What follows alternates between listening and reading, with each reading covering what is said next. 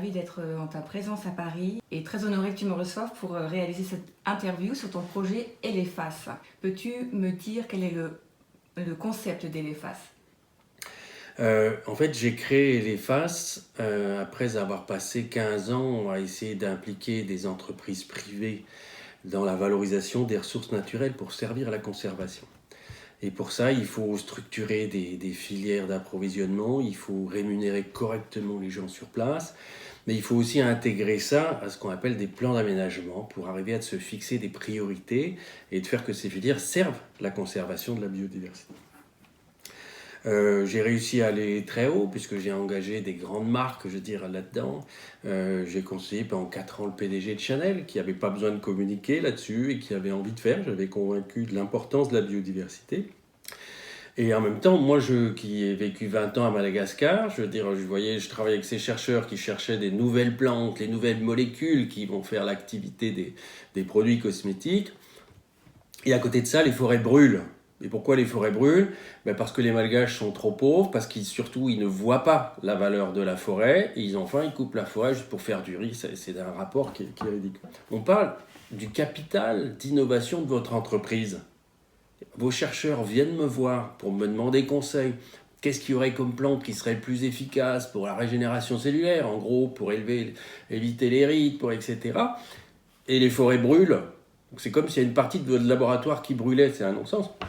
Donc lui, il a assez vite pigé ça, et comme Chanel à l'époque avait des sous, c'est toujours le cas, il s'est dit, on va faire quelque chose. Et je suis arrivé à une entreprise au plus haut niveau, PDG, qui avait de l'argent, qui avait de l'éthique, qui avait de la qualité de travail dans ses produits, donc qui pouvait se permettre d'investir dans la biodiversité de ses filières. Sauf que, avant la crise, je pense que les propriétaires de Chanel devaient sentir le truc, ils sont assez forts.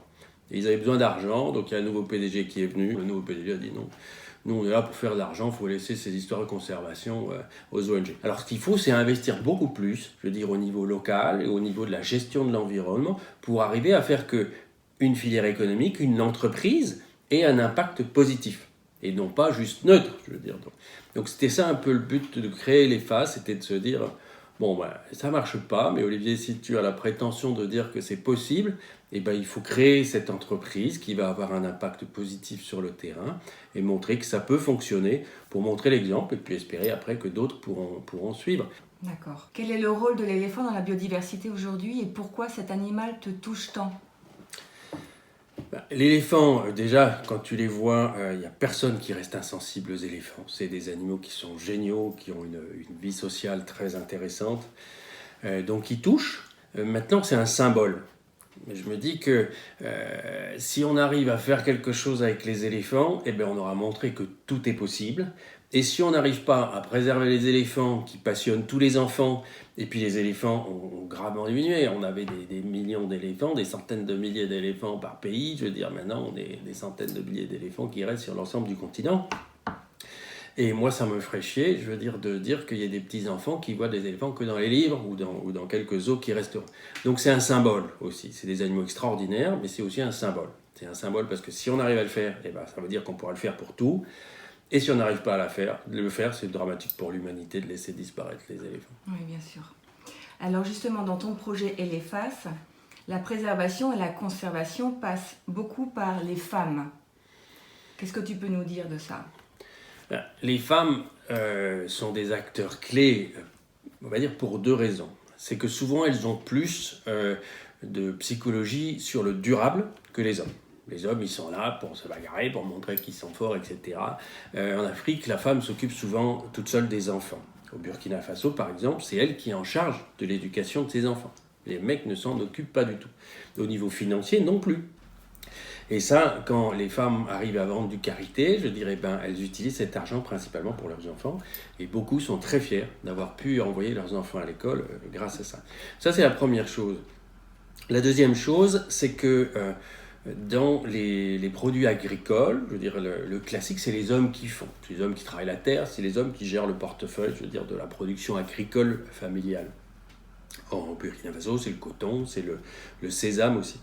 Et il y a des produits qui sont collectés dans la nature, c'est un peu des sous-produits. C'est des produits forestiers non ligneux, C'était vraiment des trucs, ramasser les plantes, ramasser des graines de ci, de là. C'était le travail des femmes. Une des clés de la conservation de la nature, c'est d'arriver à se dire, mais il y a des valeurs incroyables dans les forêts, qu'elles soient sèches, qu'elles soient humides, etc., mais qui ne sont pas valorisées. Si on arrivait à donner de la valeur à ces ressources-là, eh bien, on pourrait venir en opposition à transformer ces forêts en un champ de coton. Je veux dire, d'un point de vue macroéconomique, c'est un désastre, je veux dire, avec les émissions de CO2, si on les prend en compte, etc. C'est pour ça qu'il faut agir vite. Mais qui sont les personnes qui sont celles qui ramassent les produits forestiers non ligneux? Eh bien, ce sont les femmes. Donc, double intérêt de travailler avec ces femmes-là. D'accord. Et les FAS s'ancrent spécifiquement dans la préservation d'un corridor des éléphants qui leur permet de se mouvoir librement entre 2 zones d'habitat. Néanmoins, il y a plusieurs villages qui sont situés le long du corridor, ce qui engendre une pression forte sur l'environnement due à l'activité humaine. Avec tes nombreuses casquettes et ton projet et les FAS notamment, tu interviens sur le terrain pour soutenir les habitants dans le développement de mini-filières qui soient lucratives pour eux, tout en ayant un impact positif sur la biodiversité qui les entoure. Du miel, du poulet ou du karité, voici quelques projets qui sont soutenus et mis en œuvre localement. Peux-tu nous en dire quelques mots, s'il te plaît ? Alors, on n'est pas les seuls à intervenir. Il y a eu même des fonds européens, il y a des priorités nationales qui ont été faites. Dire, ce corridor, il est indispensable. Sauf que souvent, les projets ont des financements à court terme, je dirais. Et puis après, tout le monde est content. OK, il y a ça qui est fait, on va aider ça. Blablabla. Et puis après, ça s'arrête. Je veux dire, donc, moi, ce que j'ai vu en 30 ans de carrière, c'est qu'il faut accompagner longtemps. Je veux dire, il faut donner des ressources pour que les gens puissent se débrouiller tout seuls. C'est la gouvernance, c'est d'essayer de faire qu'ils se débrouillent eux-mêmes. Mais il faut du soutien à long terme. Le rêve d'un spécialiste de la valorisation de la biodiversité comme moi, c'est quand la forêt arrive à valoir plus cher d'elle-même par les plantes qu'on valorise économiquement dedans qu'un champ qui serait remplacé. Maintenant, en pratique, dans les sociétés, il faut manger aussi, donc il faut avoir une approche, ce qu'on appelle holistique, tout simplement. C'est-à-dire, on ne peut pas ne pas considérer l'agriculture, ne pas considérer l'éducation, on a les objectifs du développement durable, donc nous, quand on intervient sur un site, on regarde tout ça dans son ensemble.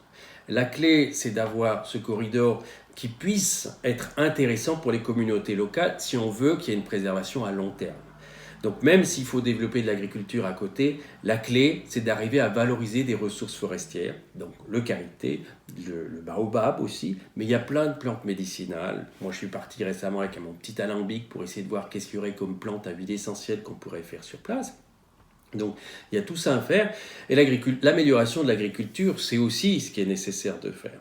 Donc, on travaille sur ces villages avec une vision à long terme, de soutenir les projets qui se mettent en place, de travailler avec les autres ONG qui interviennent, avec le gouvernement, avec les ONG locales surtout, parce qu'il y en a maintenant. Il y a 20 ans, il y avait très très peu d'Africains motivés par l'environnement. C'était un truc de blanc, entre guillemets.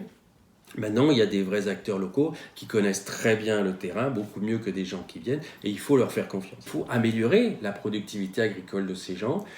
Pour le moment, ils travaillent principalement en saison des pluies pour produire l'agriculture, parce qu'il n'y a pas d'eau. Donc là, on a financé un puits, par exemple, dans un village, pour que les gens ils puissent, pendant la saison sèche, cultiver leurs légumes aussi. Donc ça se fait avec un groupement de femmes, je veux dire, dans un village pilote. Mais l'idée, c'est d'arriver à dupliquer ça dans d'autres villages. Aussi, comment on va rémunérer correctement les gens? Comment on va valoriser localement ces produits-là pour sortir du système colonial et post-colonial, c'est-à-dire qui a été de dire, ok, il y a des ressources, putain, on les prend, on paye les gens le minimum qu'on peut, de toute façon, ils sont contents, ils sont pauvres. Et puis après, nous, on fait un maximum d'argent. Ça ne marche pas, il faut changer ça. Mais en gros, effectivement, le miel, c'est super, parce que le miel, il faut des arbres, il faut des fleurs, donc la compréhension, elle est rapide. Donc si les gens ils font de l'argent avec du miel, ils vont se débrouiller. Là, l'ONG locale avec laquelle on bosse, qui s'appelle Gamowinia, ils ont identifié qu'il y a une liane aussi qui fait des fruits qui sont très demandés. Il y a du jus qui est fait. D'habitude, les fruits sont pris, ils partent camion à Ouagadougou pour être faits. Et bien là, ils me disent, tiens Olivier, si on pouvait faire une unité de production du jus de fruits, on ferait nos produits directement à Pau, et comme ça, on peut faire venir des villages les fruits, on fait notre jus de fruits, on le vend sur le marché local. Okay, et on va chercher les sous, on va essayer de voir comment on peut faire pour financer cette unité de transformation. pour qu'il y ait cette valorisation d'autres produits forestiers et traditionnels. Mais effectivement, il faut aussi que les femmes elles aient des protéines, donc ils veulent faire du poulet, ben on les laisse faire du poulet, on va essayer de développer ça. Et ben, il faut produire agricolement aussi les graines autant que possible, je veux dire, donc on va essayer de développer tout ça. Super. Alors, est-ce que tu veux bien prendre l'exemple du karité pour nous expliquer le processus précis du cercle vertueux qui se crée? Le karité, c'est un bon symbole parce que c'est déjà connu, il y a des gros volumes, il y a des centaines de tonnes de karité qui sont exportées vers l'industrie cosmétique, malheureusement pas payées assez cher sur le terrain. Mais le principe, il est super simple, je veux dire, il y a des fruits de karité sur un arbre, la femme, elle va collecter les fruits, on peut manger la pulpe aussi, on peut en faire du jus, il y a aussi un potentiel de ça. Des graines, elle va, par son processus traditionnel qui est super intéressant, les torréfier, je dirais extraire le jus, faire ce qu'on appelle le barattage, c'est-à-dire remuer tout ça, et elle va sortir un beurre d'une qualité exceptionnelle, je veux dire, pour peu qu'elle sache bien préparer les graines, pour qu'elle sache faire tout ça, et on a des formatrices burkinabées qui travaillent là-dessus. Mais après, la logique, elle est toute simple. Je veux dire, elle a fait de l'argent où elle s'est nourrie elle-même, puisqu'elle fait du beurre qui lui permet, elle, de faire sa cuisine. C'est ça la première chose dans les villages. Mais si elle trouve en plus des débouchés, ça va lui aider à gagner de l'argent. Je fais de l'argent avec un arbre, je vais m'assurer que l'arbre ne soit pas coupé. Après, c'est un petit peu plus complexe, parce que si elle ne fait pas assez d'argent, l'homme qui est à côté, qui a besoin de remplir son et puis qui a une opportunité de faire du coton, du coton sous des arbres à karité, il y a 20% de rendement de moins. Donc, ça veut dire, le gars, si on lui dit pas, non, mais attends, moi j'ai besoin de mon. Si la femme, elle n'est pas assez forte pour dire j'ai besoin de mes arbres à karité pour faire l'huile pour la cuisine, eh bien à ce moment-là, le mec, il va dire, je vais couper les arbres si je veux augmenter mon rendement de 20%. Donc, la logique, elle est tout simple, elle est là. Si on fait des sous avec un arbre, on va garder l'arbre. Très bien. Chaque savon vendu permet le financement d'1 kilo de céréales destinées aux écoliers. Alors explique-nous ce principe et plus globalement ta vision sur le commerce équitable. C'est un peu un symbole aussi, je veux dire, ce savon, il est fait, c'est pas là-dessus qu'Elephas va gagner sa vie. On a les femmes, même si on paye au prix du commerce équitable, comme certaines autres boîtes payent au prix du commerce équitable, ça suffit pas. Les enfants de ces villages, on a étudié un peu ça, quand ils doivent, en période d'examen, ils doivent aller 15 jours dans la petite ville de Guiaro, je veux dire, qui est un peu plus loin. Et théoriquement, c'est leurs parents qui doivent leur amener à manger. Ils n'ont pas vraiment les moyens de faire, il faut se déplacer, on ne peut pas être au champ pendant qu'on se déplace, etc. Et donc là, on a vu que ça changeait en fait tout si on fournissait ça. Mais c'est de se dire, ce savon, ça doit être un produit partage, je veux dire, qui va vraiment avoir un vrai retour pour les gens sur place. Parce que le commerce équitable, tel qu'il est vu à l'heure actuelle, moi, j'ai une expression claire, c'est-à-dire commerce équitable, c'est juste du non-esclavage moderne. C'est-à-dire parce que on dit on met 10 à 20% de plus, en gros on va dire 20% de plus quand c'est du commerce équitable, donc sur la base du prix du marché. Mais quand votre prix de départ, il est ridiculeusement bas, et il ne permet pas l'implication des femmes justement dans la protection de leur champ de karité vis-à-vis des gars qui vont vouloir faire du coton, mais il n'y a plus la végétation. En termes d'impact climatique, la coupe de ce couvert forestier en dessous, elle a un vrai coût. Alors que si les femmes elles gagnaient assez d'argent avec leur karité, qu'on leur dit gardez les autres arbres qui y a en dessous, les arbustes, etc., d'un point de vue macroéconomique, ça vaudrait le coup. Donc c'est pour montrer un exemple. C'est possible de le faire. Gagnons notre vie sur des produits à haute valeur ajoutée, qui sont des produits pointus. Ces savons, ils sont parfaits. Ces femmes savent le faire. Donc, j'ai pas de valeur ajoutée non plus au niveau technologique. Qu'est-ce que je fais ? On va les aider à produire mieux. Ils vont avoir un moule. On va aider avec le parfum. On amène un parfum sur place pour parfumer ce savon, qu'on leur laisse aussi à elles pour avoir accès à d'autres marchés au niveau local, puisque ça, c'est le partage. Il n'y a pas de raison. Mais c'est elles qui font le produit. Nous, on fait la commercialisation, le packaging, etc. Donc, ça a un coût. Mais je veux dire, on n'a pas de valeur ajoutée sur le produit. Il n'y a pas mon expertise dans les actifs qui intervient. Donc, je ne vois pas pourquoi on ferait des marges énormes et qu'on n'aurait pas un vrai partage de ces marges avec les femmes là-bas. Ok. Alors, justement, dans ces savons, il y a du karité, de l'huile végétale de coco, de l'huile végétale de dattier et de baobab. Puis-je te demander d'où proviennent ces 3 dernières huiles végétales que je viens de nommer, s'il te plaît ? Le coco, il y en a besoin parce que pour faire du savon, il faut certaines huiles qui ont différentes propriétés. Ça vient du Ghana pour le moment, donc c'est fabriqué au Ghana principalement. Et les huiles de dattier, on a aussi un processus, honnêtement, je veux dire, qui est évolutif, de dire dès le début, on sait ce qu'on veut faire.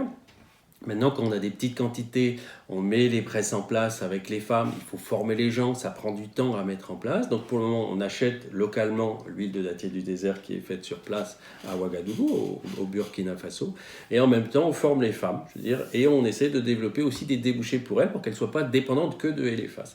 Donc tout est produit au niveau local. Très bien, ok. Dans la gamme de produits, il y en a une également au moringa, qui est un produit pour lutter contre l'oxydation par sa richesse en phytostérols, qui sont des actifs qui travaillent sur le renouvellement cellulaire. D'où vient ce moringa? Comme on a décidé de travailler sur les éléphants avec Elephas, comme ce symbole, j'ai voulu chercher un actif qui est déjà fait au niveau industriel, soyons clairs, je veux dire par un laboratoire qui a déjà mis ça au point, qui soit aussi un symbole de l'Afrique. Si on développe des plantations, même si Elephas arrêtait de vivre demain, je veux dire, ça continuerait à être utile. Et le moringa est une plante qu'on appelle en Afrique la plante miracle, et donc qui est une plante qui sert, les graines servent à faire de l'huile, les feuilles sont super riches en protéines et en minéraux, et donc on a commencé à développer des cultures de moringa pour les femmes localement. Donc en se disant, eh bien voilà, on va pouvoir faire des extraits, on va développer les filières. Au début, il faut qu'on soit très qualitatif au niveau industriel, donc les extraits, ça ne peut pas être fait sur le terrain. J'espère y arriver sous peu, et donc on travaille là-dessus avec des universitaires. Mais l'idée, c'était de prendre ce moringa, cet arbre magique, parce qu'on peut développer des plantations. Eh bien, il y a un usage local de ce moringa pour les femmes, pour les enfants. Le moringa a aussi une utilité. Quand tu prends les graines de moringa et que tu les broies dans un seau, eh ben, cette eau, elle est dépolluée après. Donc tu peux la faire. Donc c'est aussi très très intéressant de voir ce qui se fait naturellement. Eh ben, on arrive à en ressortir des extraits. Mais il faut des laboratoires très pointus pour faire ça. Mais en tout cas, c'était choisir une plante dont on fait un extrait qui est super intéressant, je veux dire, d'un point de vue cosmétique, et de montrer aussi l'exemple, de dire il faut qu'on arrête de développer des extraits pour l'industrie cosmétique tous les 3 ans parce que c'est fashion, après on passe à un autre extrait parce qu'il faut que le marketing ait de nouveau quelque chose à dire, une nouvelle photo de fleurs à montrer. Je comprends. Pourquoi les femmes ont tout intérêt à planter du néré? Parle-nous de cette plante. Et c'est néré quand tu vois des champs de coton, je veux dire, qui ont été tout coupés. Eh ben, il va rester du karité, comme on disait tout à l'heure, et il reste aussi des plantes nérées. Il y en a des densités moins importantes. Et le néré, c'est pareil. On ne coupe pas le néré parce que c'est une plante alimentaire. Les gens utilisent le néré, il y a une farine, ça fait des gousses, ça fait comme des gros haricots qui pendent aux arbres. Après, des fleurs géniales qui sont des grosses fleurs rouges, des boules, c'est fantastique comme arbre dans la savane. Mais les femmes utilisent ces gousses, il y a une farine dedans qui est utilisée au niveau alimentaire. Et ensuite, les graines sont utilisées pour faire du sumbala. Je dirais. Donc là, la logique, elle est très simple aussi. Je veux dire, on se dit, pareil, on arrive à s'alimenter avec cet arbre, on ne va pas le couper, ils ne sont pas fous les gens. Ce qui manque, c'est de valoriser les autres espèces. Et le sumbala, on a aussi des micro-projets, comme il y a un marché local qui est important. On paye quelqu'un à temps plein à Ouagadougou, une femme qui aide les femmes aussi à développer leur marché. Mais ces femmes-là, elles peuvent protéger aussi ce corridor, ces habitats naturels des éléphants et de la faune sauvage.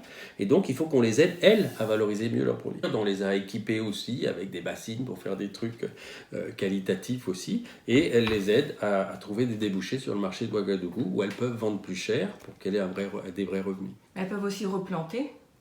Alors on les aide aussi, il y a des pépinières qui sont développées localement, puis on les aide à planter, je veux dire aussi pour justement arriver à multiplier, la productivité naturelle, des arbres pour que ça soit intéressant. Ok. Alors en 2020, Elephas a obtenu la certification Wildlife Friendly. En quoi consiste ce label ? On l'avait déjà fait pour une entreprise sociale et solidaire que j'ai développée à Madagascar, sur les Lémuriens. Et ça consiste à dire que quand on va faire nos productions de produits, on va intégrer les besoins de conservation d'une espèce sauvage. Une ou plusieurs, ou de la biodiversité en général. Et donc c'est ça, c'est de se dire, du karité bio-équitable, tu peux en faire partout. Du karité bio-équitable fait avec ces 8 villages-là, avec un vrai retour, dans le cadre d'un plan d'aménagement. C'est-à-dire qu'on fait un deal avec les femmes. On dit, OK, en fait, on va vous soutenir pour le développement de votre poulailler. Mais je veux dire, il ne faudrait pas que le poulailler, par exemple, si on dit que les gens ils disent, ok, j'ai mes poules, mon poulailler se développe, maintenant il me faut des champs de maïs, je vais couper la forêt, je veux dire, pour faire un champ de maïs. Non, on va vous aider à améliorer votre productivité agricole pour que vous puissiez manger correctement sans avoir besoin de plus d'espace. Et donc, on va se dire, ok, on va protéger ces espaces naturels. Nous, notre développement, il s'intègre dans la conservation de ce corridor pour les éléphants. Et il y a Wildlife Friendly, qui est ce label américain, qui va vérifier les critères, où on doit avoir un rapport annuel sur nos activités, montrer que le corridor est préservé dans le cas présent, ou à Madagascar, que les forêts sont préservées. À Madagascar, c'est depuis 2010, je veux dire, qu'on est certifié, et où on arrive effectivement à préserver ces forêts en travaillant avec les communautés locales, en leur permettant d'avoir des revenus autres que la culture sur brûlis qui se pratique là-bas. Bravo. Qu'est-ce que la beauté connectée pour toi et Elephas du coup? Donc c'est avant tout se dire, on doit se reconnecter à la nature, se connecter au produit, savoir qu'est-ce que c'est que ce produit, qu'est-ce qu'il y a dedans, d'où ça vient, c'est ça la connexion qu'il y a. Mais après, il y a aussi une connexion, je veux dire, là on travaille dessus et puis on va y arriver, tu pourras avoir ton flash code, si tu veux, et tu sauras qui a produit ton beurre. Il y a Alimata, il y a Matou qui a travaillé dessus, qui ont travaillé à la production de ces trucs-là. Donc on aura cette connexion. Pour nous, c'est un outil de traçabilité sur la qualité, mais c'est aussi un outil d'éveil à cette reconnexion à la nature qu'il faut qu'on ait. Ok. Vous avez aussi créé un parfum, enfin en tout cas avec un ami parfumeur, Bertrand Duchauffour, à base d'ylang, de Caro Carondé et d'Immortel. Tu veux nous en dire un mot?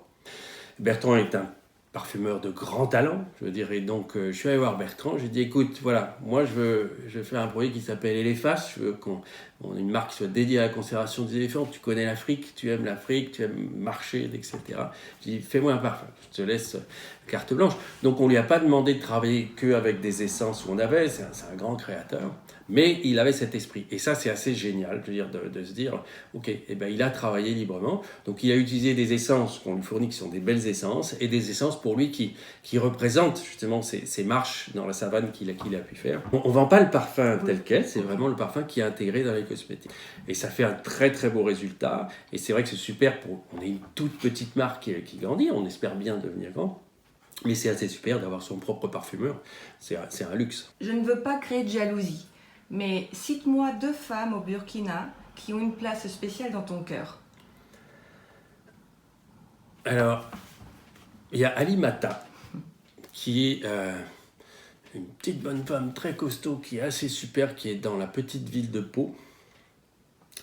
Et c'est elle qui m'a interpellé. C'est elle qui m'a dit, on avait fait une réunion avec les gens de l'ONG avec qui on bosse, et c'est elle qui m'a dit, ouais mais nous on sait faire. Moi on avait déjà, en 2016-2017, exporté beaucoup de produits.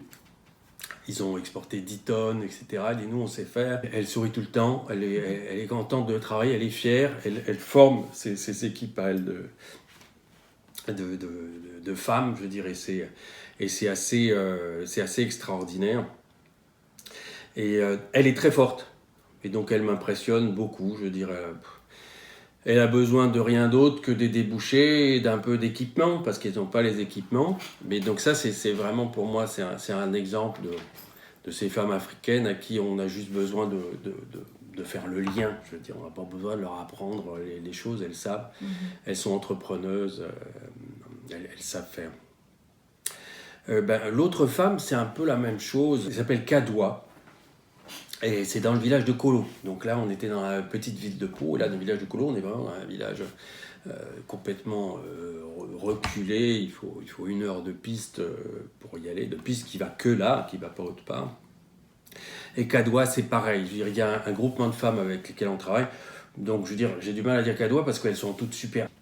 Mais Kadoua, elle a perdu son mari, je veux dire, et donc elle se débrouille et elle a envie. Donc elle vient demander, elle va au marché de Garo vendre son beurre, et elle typiquement, si on l'aide à produire mieux, on va l'aider à améliorer ça. Et elles ont envie, ces femmes-là, elles sont beaucoup plus volontaires, on va dire, que les hommes sur place. Il y a des hommes très bien qui ont envie de faire, mais les femmes ont ce besoin de s'occuper de leurs enfants, et c'est impressionnant, c'est touchant, je veux dire. j'ai réussi à motiver une équipe de tournage. Et donc, on va faire un film, non pas sur moi qui vais là-bas, mais sur Kadoua, son histoire, je dirais. Parce que c'est elle qui mérite vraiment d'être mise en avant. Ce sera sur Arte. Ah bah oui, j'en étais sûre. Super. Ce sera visible quand ? En début d'année 2022. D'accord. Bon, bah, je serai très attentive à ça. Y a-t-il du braconnage aujourd'hui dans ce corridor des éléphants ? Il y en a toujours, parce qu'il y a de la viande sauvage, c'est pas que les éléphants.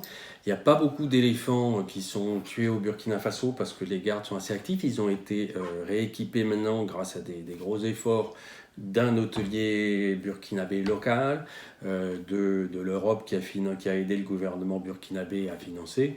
Moi j'y étais il y a une semaine, j'ai pas pu aller dans le parc parce qu'ils ont dû faire une opération anti-braconnage. Et ça c'était pour la viande. Je crois qu'il y a une douzaine d'éléphants qui ont été braconnés ces 2 dernières années. Donc c'est pas énorme, le gouvernement veille. C'est vrai qu'il y a eu des périodes d'insécurité, je veux dire, avec du terrorisme aussi qui est assez dramatique. Mais c'est vrai que ces enfoirés de terroristes vont aussi se servir de l'ivoire pour acheter des armes. Ça reste une pression très forte. Il faut être très vigilant. Il faut des gardes forestiers. Je veux dire, les communautés locales, c'est bien, mais c'est comme partout. Il y a toujours des gens qui s'en foutent. Et donc, on a besoin de gardes forestiers.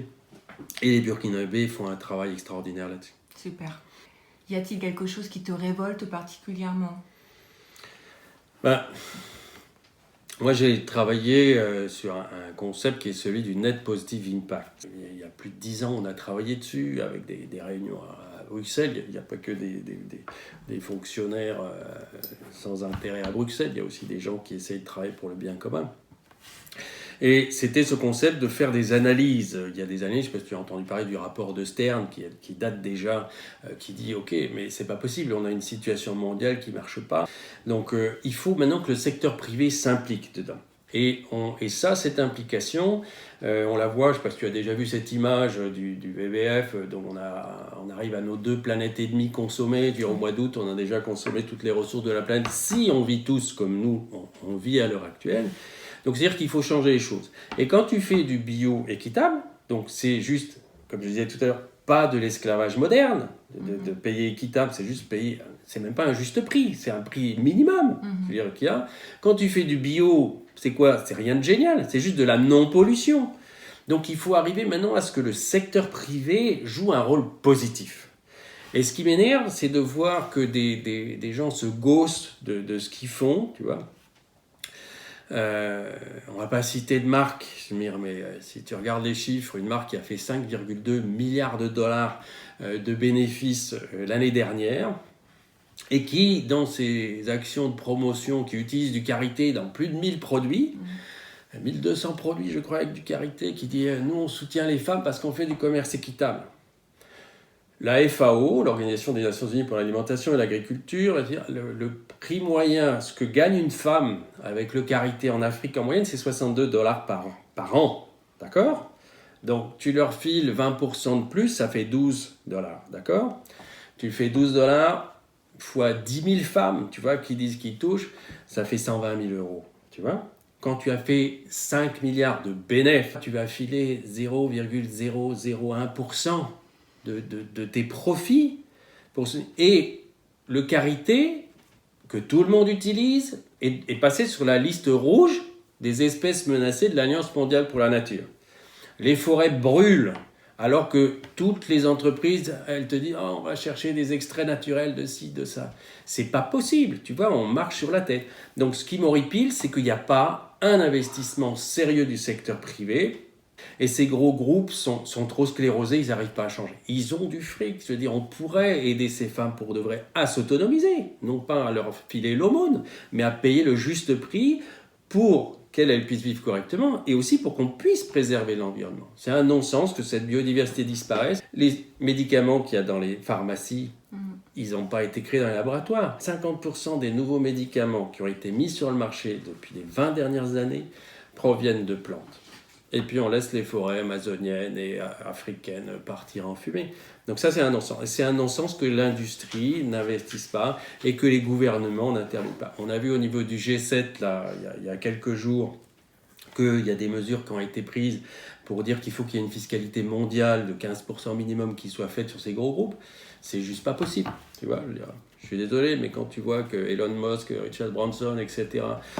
Se tirent la bourre pour dire qui le premier va pouvoir faire du tourisme dans l'espace, alors qu'on a les forêts qui brûlent, je veux dire, tu veux aller sur Mars pour faire quoi? Donc ça me colle pas. Il faut qu'on ait un vrai changement de paradigme et qu'on ait un vrai investissement, surtout de ceux qui font de l'argent pour soutenir les gens en Afrique et dans les pays pauvres pour protéger l'environnement. Tout le monde utilise de l'huile de palme. Le palmier en lui-même n'est pas mauvais, il est très productif, je veux dire, c'est génial, mais on peut planter, il y a des millions d'hectares de terres disponibles, je veux dire, en Afrique, à Madagascar, où le climat est parfait, il faudrait juste mettre de l'engrais ou du compost, et on pourrait produire des palmiers à huile sans détruire la nature. Donc c'est juste pas possible, je veux dire, que l'industrie cosmétique, avec ses milliards de dollars, n'est pas encore investie, je veux dire, pour produire autrement. C'est une logique de survie de l'humanité qu'il faut avoir. Donc ça, c'est révoltant qu'on n'ait pas plus d'engagement que ça.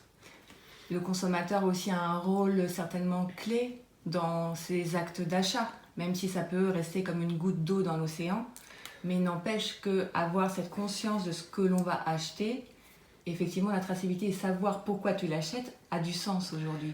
Mais absolument. Et c'est vrai que ça, par contre, bon, je suis quand même positif. Tu vois, il y a des choses géniales, en particulier chez les jeunes, chez les moins jeunes aussi, qui réagissent.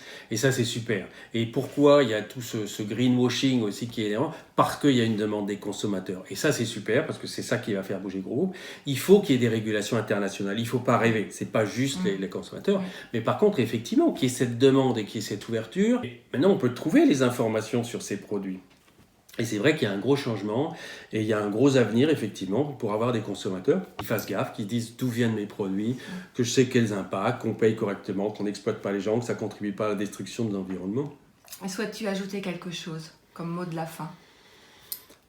Mais encore une fois, moi j'ai de l'espoir. Quand je vois les femmes africaines sur le terrain, ce qu'elles ont envie de faire, leur capacité d'écoute, quand je vois aussi certains gouvernants honnêtes en Afrique, il y en a, je veux dire, ou des gens des ONG, etc., qui ont envie de faire les choses, il y a vraiment des choses. C'est très compliqué parce que la pression de développement, elle est très forte. Mais moi, les femmes africaines me donnent beaucoup d'espoir. Les jeunes, dans leur volonté d'avoir des meilleurs produits, sont aussi un espoir phénoménal pour l'avenir. Maintenant, il faut que tout le monde s'y mette et puis qu'on arrive à faire bouger les gros groupes pour qu'ils arrêtent à faire du greenwashing et puis qu'on avance. Mais il y a vraiment de l'espoir, il faut se battre pour y arriver. Oui. Et Yann Arthus Bertrand disait un truc, c'est pas sûr qu'on arrive à protéger les éléphants en Afrique, mais s'il y a une chance qu'on puisse agir, eh ben, il faut agir de toute façon. Et c'est ce que tu fais. Et je souhaite un grand succès à Elephas, vraiment. Maintenant, je sais où je vais acheter mon beurre de karité, que j'utilise souvent. Il y a aussi une boîte qui s'appelle Carétique, qui fait un très beau travail. Tout à fait. Et qui sont aussi, on n'est pas... on a vocation de montrer l'exemple, mais aussi de se servir de choses qui sont très très belles. Carétique fait un très très beau travail avec les femmes africaines depuis plus de 10 ans et mérite aussi d'être salué. C'est vraiment, il y a des gens qui font du beau travail. On n'est pas les seuls sur Terre. Peut-être la spécificité d'Elephas, c'est de se dire parce que chez Biologie Formation, il faut travailler avec la biodiversité aussi. Mais en tout cas, merci parce que ça ne se fera pas tout seul. Il nous faut des gens comme toi qui soient les passeurs du message. Et il nous faut des consommateurs. Il faut qu'on arrive à créer cette communauté. Bien sûr. Merci beaucoup. Merci infiniment, Olivier. Vraiment, c'était un plaisir de partager avec toi. Eh bien, merci à toi, Joanne, et puis bonne continuation. Merci.